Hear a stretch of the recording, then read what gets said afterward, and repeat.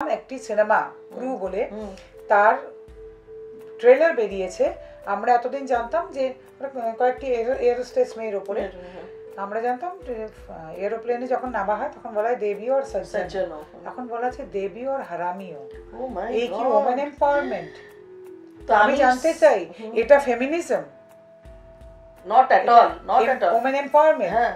তাই যদি হয় তাহলে সেটাই তো বলবো যে আপনারা যারা কট্টর নারীবাদী আপনারা এটা সমর্থন করেন। আজকে যদি ঠিক উল্টোটা করা হতো আপনারা কি বলতেন? আমি পুরুষ অধিকারের লড়াইটাকে এখানে পৌঁছতে দিতে চাইছি না। রাইট রাইট, আমরা কেউ চাইছি না যে পুরুষ অধিকারের লড়াই আজকে এখানে পৌঁছক, যে নারীদেরকে এইজন্য আমি মুখেও সেটা উচ্চারণ করতে চাইছি না। আপনারা চান এটা এখানে পৌঁছক।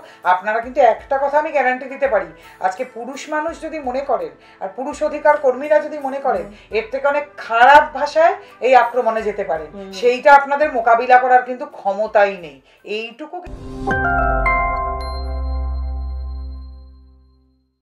নমস্কার, আমি অরুণিমা আবার তোমাদের সামনে চলে এসেছি নতুন একটা এপিসোড নিয়ে। কাপ অফ চা উইথ অরুণিমা। কাপ অফ চা উইথ অরুণিমার অনুষ্ঠান আশা করি তোমরা সবাই দেখছো। আর আজকে কাপ অফ চা উইথ অরুণিমার অনুষ্ঠানে আছেন এমআরএ নন্দিনী ভট্টাচার্য। তোমরা সবাই চেনো, সবাই জানো, আমার প্রিয় একজন মানুষ, আমার ভীষণ কাছের একজন বন্ধু। Thank you so much. Thank you আমার স্টুডিও আলো করে আজকে এমআরএ নন্দিনী ভট্টাচার্য, সবার প্রিয় একজন মানুষ। আজকে শুনে নেব তোমার রিসেন্ট, অলরেডি আমরা একবার কথা বলেছি, আর তোমাকে কে না চেনে, তোমার কর্মকাণ্ড কে না জানে নন্দিনী। চলো আজকে আমরা নতুনভাবে আরেকবার আজকের যা সমাজের সিচুয়েশন, ওভার টু ইউ। তোমাকে দিয়ে শুরু করি, তোমাকে তো সবাই চেনে, তুমি যা বলবে আজকে আমার কোনো প্রশ্ন নেই। ইনফ্যাক্ট না, তুমি একটু প্রশ্ন করলে আমার সুবিধা হবে, কারণ তাহলে আমি ভাগে ভাগে উত্তর দিতে যেতে পারবো। এক্স্যাক্টলি, কি জানতে চাও আমাকে সেটা বলো। নন্দিনী, আজকে Nandini Bhattacharya itself a name today. সবাই জানে, মানে একদম হয় না, এক একটা ক্যাটাগরিতে মানুষ পড়ে, তোমাকে সব মানুষ, সব ক্যাটাগরির মানুষ তোমায় ভালোবাসে। তো তোমার এই যে পুরুষতন্ত্র নিয়ে যে কর্মকাণ্ড অনেক দূর এগিয়ে নিয়ে এসেছো তুমি, রাইট? তাছাড়াও আমি জানি রিসেন্টলি তুমি একটা মহিলাদের উপরে একটা অ্যাওয়ার্ড প্রোগ্রাম করছো, রাইট? হ্যাঁ, মানে কি বলতো, প্রথম কথা একটু বলি, পুরুষতন্ত্র ব্যাপারটা ঠিক নয়, ওটা একটু গোলমেলে কথা। আচ্ছা, ওটা নিয়ে একটু পরে আমরা আলোচনা করব। ঠিক আছে। হ্যাঁ, এবছর আমরা একটা অনুষ্ঠান শুরু করলাম অল বেঙ্গল মেন্স ফোরামের তরফ থেকে, সমাজের সেরা নারী। তো সেটা নিয়ে একটুখানি এমনিতেই চারপাশে নানা রকম কথাবার্তা চলছে। যারা নারীদের নিয়ে কাজ করেন তারা অলরেডি বলতে শুরু করেছেন আমি নাকি এমনিতে নারীদের সমস্ত আপামর নারীকে নাকি আমি ভীষণ গালাগাল করি। তুমি যদি আমার না শুধু ফ্যান না, তোমাদের সঙ্গে তো আমার বহুদিনের সম্পর্ক। বহু এরকম মহিলারা আছেন যারা বিভিন্ন কাজের সূত্রে, মানে আমার চাকরির সূত্রে, আমার গান বাজনার সূত্রে, ব্যবসায়িক সূত্রে এবং আজকে এই কাজের সূত্রে, যারা আমার অনেক দিনের বান্ধবী, পরিচিতা, যাদেরকে আমি ভীষণ রেসপেক্ট করি, ভালোবাসি তোমাদের সবাইকে। কারণ তোমরা প্রত্যেকে এম্পাওয়ার্ড উমেনের এক একজন জ্বলন্ত উদাহরণ। কিন্তু আমাকে বারে বারেই শুনতে হয় আমি নাকি আপামর নারীদের ভীষণ গালাগাল করি, ভীষণ বাজে কথা বলি, অনেক আরো খারাপ খারাপ কথা যেগুলো হয়তো ক্যামেরার সামনে বলা উচিত না। কিন্তু আমি কাউকে বারে বারেই বোঝাতে পারছি না যে আমি তো এটা কোনোদিন বলিনি, বা আমরাও, আমাদের অল বেঙ্গল মেন্স ফোরাম এ কাজ করেন, এবং আমরা খুব ক্যাটাগরিক্যালি স্পেসিফাই করতে চেয়েছি। আমরা কোনোদিন এটা বলিনি, আমরা বরং সেই একটা অল্প সংখ্যক নারীকেই বলতে চেয়েছি যে আপনাদের জন্য একটা বেশি সংখ্যক নারীরা সাফার করছে। একদম, যে আপনারা এমন কিছু কাজ করছেন যার জন্য বাকি অনেক বড় সংখ্যক নারীর অনেক আত্মত্যাগ, অনেক এগিয়ে আসা, অনেক ভালো কাজ নষ্ট হয়ে যাচ্ছে। ঠিক তাই, একটা প্রজন্ম ধ্বংস হয়ে যাচ্ছে। তুমি তো খুব স্পষ্ট করে বলে দাও যে এই সংখ্যক পার্সনে, কিন্তু জানি না, বোঝার ভুল তো থাকতে পারে। আসলে বোঝার ভুল না, আমার যেটা মনে হয় নন্দিনী, মানে আমি এটা অ্যাড অন করছি, মানুষ মানে নিউট্রালি ভাবতে ভুলে গেছে। হতে পারে যে অনেকে এটা, এবং এইটা নিয়েই একটা শুরু হলো দেখলাম, অনেকে যারা মেয়েদের নিয়ে কাজ করেন বা মেয়েদের সাপোর্ট করেন তার মধ্যে একটা বড় সংখ্যক পুরুষও বলতে শুরু করলেন যে এতদিন মেয়েদের গালাগাল দিয়ে আজকে নাটক করা হচ্ছে। যাই হোক, উত্তর দেওয়ার দরকার করিনি, বলতে চাইও না, তা কোনোদিন আমি খুব কিছু উত্তর করি না। এবং বহু যারা আমাদের সঙ্গে কাজ করেন পুরুষ অধিকার কর্মী, তাদের কি একটু অভিমান জন্মালো বা কোনো কারণে আমার উপর একটু রাগ হলো, কারণ তারা তো ভাবেন আমি সবসময় তাদের জন্য কাজ করে এসেছি। তারা হয়তো ভাবতে শুরু করলেন যে দিদি মেয়েদের জন্য কাজ করছেন। তারা বললেন কোনো নারী সংগঠন কি পুরুষ দিবসে পুরুষদের সম্মান জানান, আমি তো জানি জানান না, তো কিন্তু তাই বলে তাহারা অধম বলি আমরা উত্তম। আমরা তো এই পথটা দেখাতে পারি যে আজকে যারা সত্যি এম্পাওয়ার্ড ওম্যান তাদের যদি আমরা সম্মান দিতে পারি, সেইখান থেকেই কিন্তু এই ফেক এম্পাওয়ার্ড ওম্যান বা ফেক ফেমিনিজমকে প্রতিহত করার কাজটা শুরু হতে পারে। যে যারা সত্যি সত্যি সমাজে মাথা উঁচু করে দাঁড়িয়েছেন, অনেক লড়াই করে নিজেদের জায়গা পেয়েছেন, তাদেরকে আমাদের সম্মান যদি করতে পারি আমরা, তাহলে কিন্তু যারা আজকে এই জিনিসগুলো নিয়ে ছিনিমিনি খেলছেন, পুরুষ মানুষের জীবন অতিষ্ঠ করছেন, তাদেরকে আলাদা করে দেওয়া যাবে। এবং সঙ্গে একটাও সত্যি যে এই মহিলারা আগাগোড়া আমাদের এই লড়াইটায় আমাদের পাশে থেকেছেন বা থাকছেন বা থাকেন, তাদেরকেও আমরা চিনিয়ে দিতে চাইছি সমাজকে যে এরা সবসময় আমাদের সঙ্গে থাকে। তো এইটা একটা হয়েছে। দেখো, যে কোনো কাজ করতে গেলে কি হয় বলো তো, নেগেটিভ ওটা কোনো কথাবার্তা হবে, সেটা নিয়ে আর ভাবি না। বরং তুমি ভালো কাজ করছো বলে সবাই সহযোগী, সবাই একসঙ্গে কলিগ, আমরা কাজ করি ভাইয়ের মতনও সবাই। ওনাদের কোথাও একটা হয়তো রাগ অভিমানের জায়গাও তৈরি হয়েছে, তো সেটা তো ডেফিনেটলি একটা সৎ উদ্দেশ্য নিয়ে কাজ করতে নেমেছি, আশা করি সবাই সেটা বুঝতে পারবে। বহু এরকম হয়েছে, বহু নারী বাদ পড়ে গেলেন যাদেরকে দিতে পারলাম না এবছর। আশা করবো এবছরের প্রোগ্রাম সাকসেসফুল হলে সামনের বছর দেবো তাদেরকে। কারণ বহু নারী রয়েছেন যারা সাকসেসফুলি নিজেদের পেশায় স্বক্ষেত্রে কাজটা করে চলেছেন মাথা উঁচু করে। বহু নারী বাংলা জুড়ে রয়েছেন, তাদেরকে নিশ্চয়ই তুলে আনতে পারবো আশা করি। তখনই কিন্তু আমি মনে করি এই ফেক ফেমিনিজম, ফেক এম্পাওয়ারমেন্টের খেলাটাকে আমরা শেষ করতে পারবো, আদারওয়াইজ পারবো না। একদমই তাই। মানে আজকে নন্দিনী ভট্টাচার্য আজকে যাই করে চলেছেন পুরুষদের নিয়ে, তাদের দুঃখ কষ্ট, তাদের এই যে নিপীড়ন হওয়ার সন্দেশখালিতে যেটা হচ্ছে, মেয়েরা যেভাবে, তুমি কি বলবে? তোমার একটা ভিউ, আমি তো এটা নিয়ে প্রতিবাদ করেছি, তবে আমরা যে এটা ভুললে চলবে না, সন্দেশখালিতে কিন্তু মেয়েদের সঙ্গে পুরুষ মানুষরাও খুব অপমানিত এবং নির্যাতিত হয়েছে।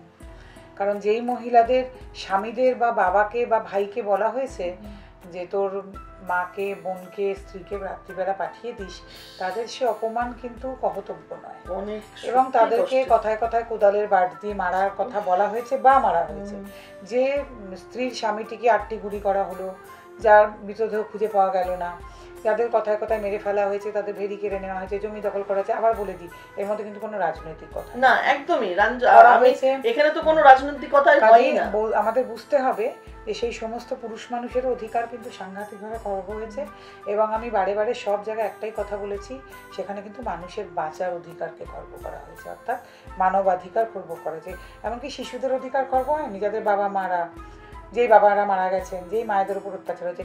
সিনিয়র সিটিজেনদের অধিকার খর্ব হয়নি, যার ছেলে, যার ছেলের বউ, যার মেয়ে, সবাই একই সঙ্গে সাফার করেছেন। এবং আমরা সেটা কেন জানতে পারিনি, কিভাবে জানতে পারিনি, শাসক বিরোধী স্ববিরোধী কেন তারা আমাদের জানাননি, সেসব কিন্তু অন্য প্রশ্ন।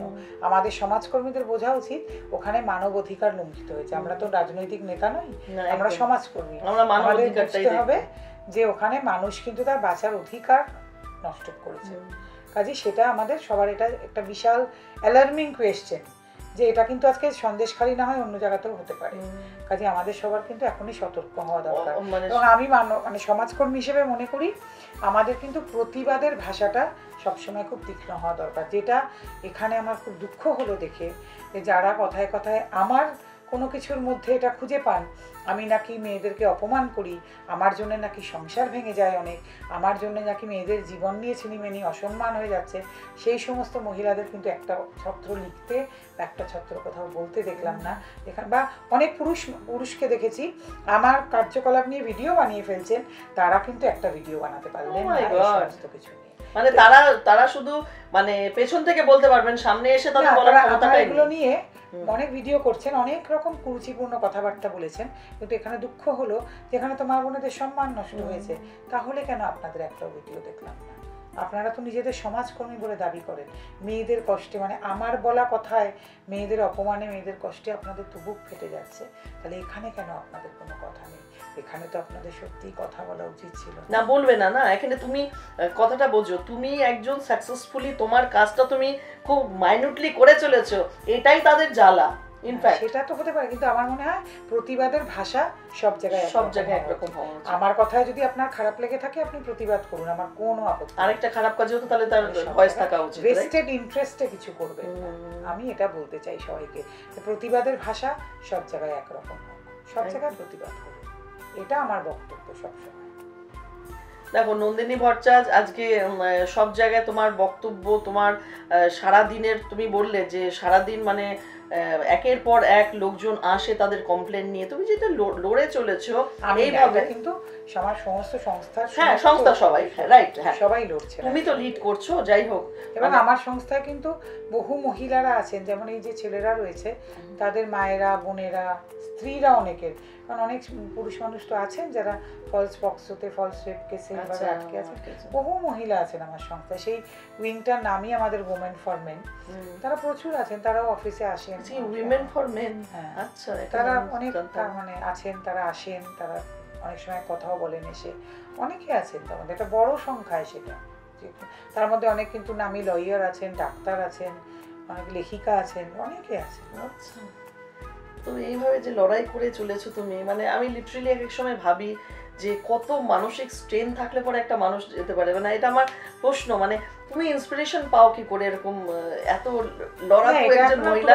আমি খুব ইন্সপায়ার হই, আমি যখন সোশ্যাল মিডিয়াতে তোমাকে দেখি না, লিটারালি প্রথমে যতই কাজ থাকুক আগে একটা হার্ট সাইন দিই, কারণ ইটস অ্যাবসার্ড, মানুষ পেরে ওঠে না, মানুষ কোথাও হাল ছেড়ে দেয়।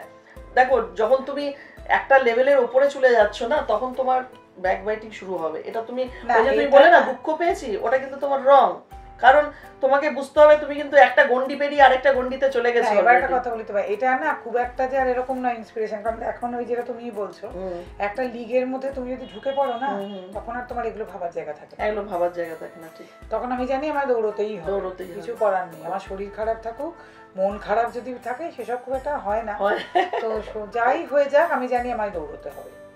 আমার সে বাড়িতে কোনো অকেশনই থাকুক, কোথাও যাবার কিছু থাকুক, যাই থাকুক, আগে আমার কাজ। বাড়ির অনুষ্ঠানেও তুমি টাইম মতো পৌঁছতে পারিনি because due to interview, right? তো আবার আমার কথা হচ্ছে যে যাই হোক আমাকে কাজ করতে হবে, কিছু করার নেই, একটা লিগে ঢুকে পড়েছি। কাজে এখন আর ব্যক্তিগত সুখ দুঃখ, চাওয়া পাওয়া, উৎসব আনন্দ এগুলো ম্যাটার করে না, সবার আগে আমার কাজ। বন্ধুরা তোমরা যারা দেখছো, যারা প্রতিনিয়ত দেখো, because it is a motivational and inspirational podcast show, আমরা সাকসেসফুল মানুষদের নিয়ে কথা বলি, কাজ করি।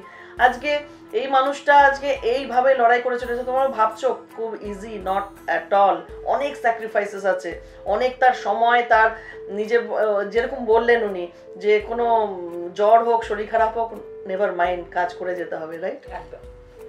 নন্দিনী, তোমাকে যেটা জিজ্ঞেস করি, ধরো আপকামিং তোমাদের কি কি মানে পুরুষ, দেখো একটা তো লড়াই হচ্ছে, আমরা প্রত্যেক বছর একটা হোলির সময় অনুষ্ঠান করি, যেটা বলছিলে আপকামিং একটা কলার প্ল্যানিং ইউনিক একটা অনুষ্ঠান হয়, সেটাতে মানে পুরুষের পার্বণে উৎসবের বসন্ত, মানে সেটাতে শুধু পুরুষরাই পারফর্ম করে। ও, পুরুষের পার্বণী, পুরুষের পার্বণে উৎসবের পুরুষরাই নাচ করেন, পুরুষরাই গান করেন, পুরুষরাই কবিতা বলেন, সব পুরুষ মানুষ করেন, তবে মহিলারা অসম্ভব স্বাগত না, ওনারা দেখেন থাকেন অনুষ্ঠানে, আমাদের পুরো সবাই যে পরিবার যারা সবাই আসেন, বাইরের মহিলারাও অনেকে আসেন, কিন্তু অনুষ্ঠানটা পুরোটাই পুরুষরা করেন। আর এটাও সেই সব প্রসঙ্গে বলতে চাই যে আমাদের এই যে সমাজের সেরা নারী যত অ্যাওয়ার্ডই আছেন, সবাইকে কিন্তু দেবেন অ্যাওয়ার্ড পুরুষ মানুষরা, পারফর্মও কিন্তু করবে সব পুরুষরাই, হ্যাঁ সবটাই পুরুষ মানুষের অধ্যুষিত, কিন্তু অ্যাওয়ার্ডগুলো নারীরা পাবেন।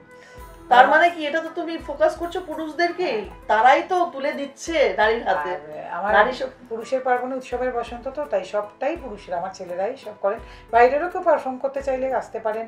যদি এইটা শোনার মাধ্যমে 24শে মার্চে অনুষ্ঠানটা আছে, এটা শোনার মাধ্যমে যদি কেউ আসতে চান তোমাদের সঙ্গে যোগাযোগ করে একদম 24শে মার্চ নাচ করতে পারেন, গান করতে পারেন, কোনো ইনস্ট্রুমেন্ট বাজাতে চাইলে বাজাতে পারেন, আমাদের প্রপার মিউজিশিয়ানস থাকেন, সব থাকেন, মানে তারপরে একটা আবির দিয়ে দোল খেলা মতন হয়, মিষ্টি মুখ হয়, সব কিছু প্রত্যেক বছর হয় এটা আমাদের দোলের আগের দিন।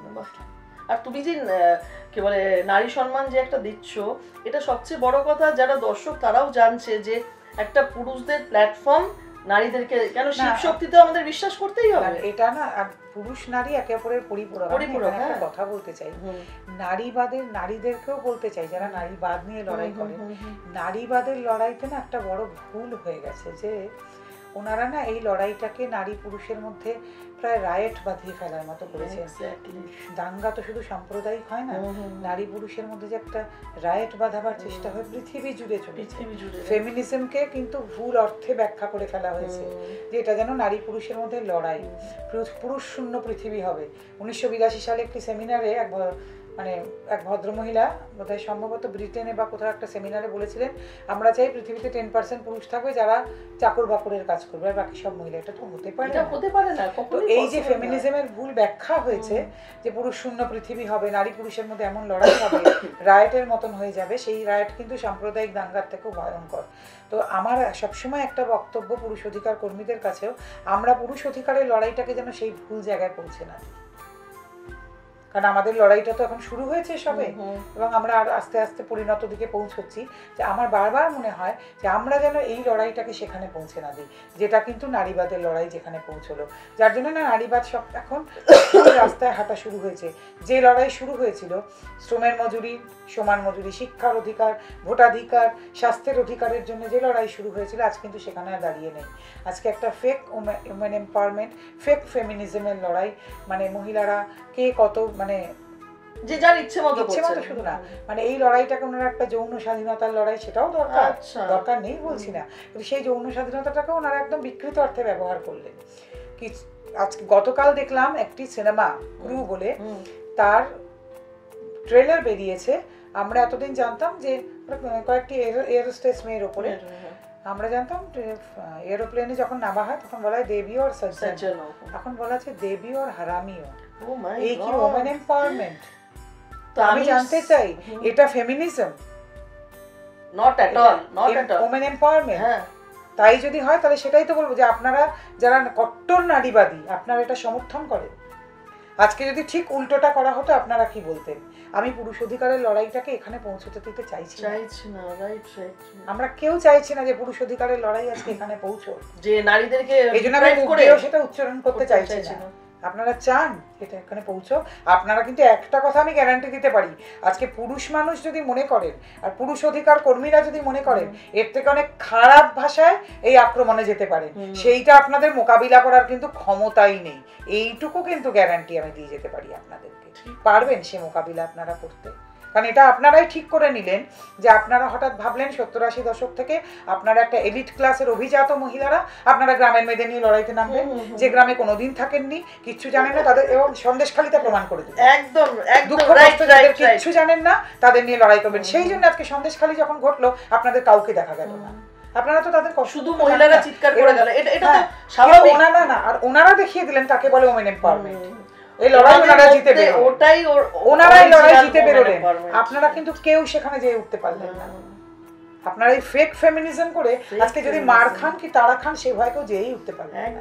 তাই বলতে চাইছি আজকে ভয়, তার মানে তারা এম্পাওয়ারমেন্ট নয়। একটাই কথা বলে যেতে চাই নারী দিবসের আগে, যদি দেবী আর সজ্জনের জায়গায় ঠিক উল্টোটা আমরা বলতে শুরু করি, আপনাদের সামলাবার ক্ষমতা আছে তো? একদম ঠিক, ক্ষমতা আছে আপনাদের সামলাবার। এইটুকু শুধু জানাতে চাই আপনাদের।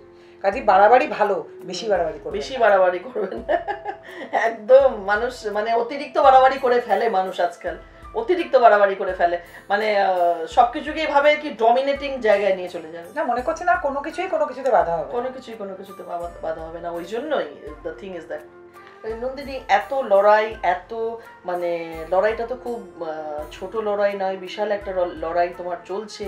আর মনে হয় যত দিন যাচ্ছে তত তুমি এর মধ্যে আরো বেশি করে ইনভলভ হয়ে যেতে হচ্ছে, ঠিক আছে? অনেক স্যাক্রিফাইসেস থাকছে, অনেক কিছু অযাচিত ভাবে শুনতে হচ্ছে। তো তোমার কখনো মনে হয় কি এরকম কোনো কিছুতে যে তোমাকে পেছন দিকে টানছে?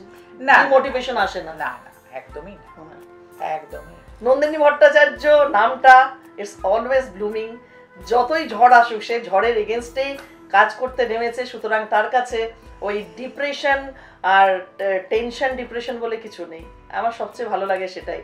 আচ্ছা, সব আমার হয় না আসলে লড়াইটা তোমার এতটাই পজিটিভ, তুমি পুরো মানুষটাই একটা পজিটিভ হয়ে গেছে। না পজিটিভ আমি না, খুব ওরকম খুব কি বলবো, একটু কি বলবো, বিন্দাস, যাকে ইংরেজি ভাষায় বলে রাউডি।